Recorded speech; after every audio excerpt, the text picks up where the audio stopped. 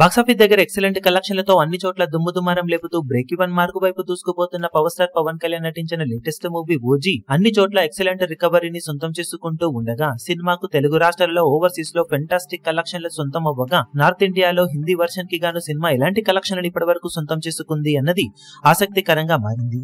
కాగా cinema box office దగ్గర మొదటి రోజు లిమిటెడ్ థియేటర్స్ లో హిందీలో 50 లక్షల మేర నెట్ కలెక్షన్లను సాధించింది. రెండవ రోజు బుకింగ్స్ బాగుండటంతో కలెక్షన్లలో గ్రోత్ కనిపిస్తుంది అనుకున్నా కానీ రెండవ రోజు ఎందుకో సినిమా కొంచెం కలెక్షన్ల పరంగా డ్రాప్ అయింది. నార్మల్ ఫ్రైడే అవ్వడంతో కలెక్షన్ల పరంగా డ్రాప్ అయిన సినిమా మొత్తం మీద 40 లక్షల రేంజ్ లో నెట్ కలెక్షన్లను సొంతం చేసుకుంది.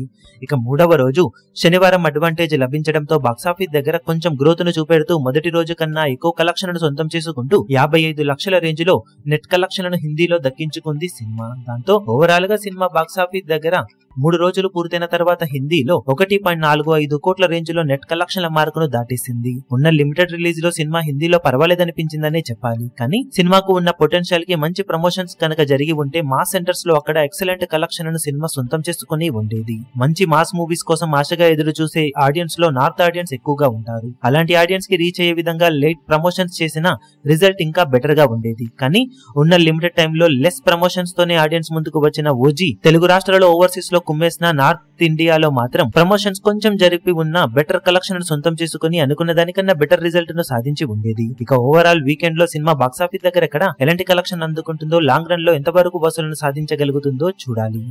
ఈ వీడియో మీకు నచ్చినట్లయితే లైక్ చేయండి, షేర్ చేయండి, ఛానల్ ను సబ్స్క్రైబ్ చేయడం మాత్రం మరవకండి. ఏ చిన్న అప్డేట్ ను మిస్ అవ్వకూడదు అనుకుంటే బెల్ ఐకాన్ ను ప్రెస్ చేయండి.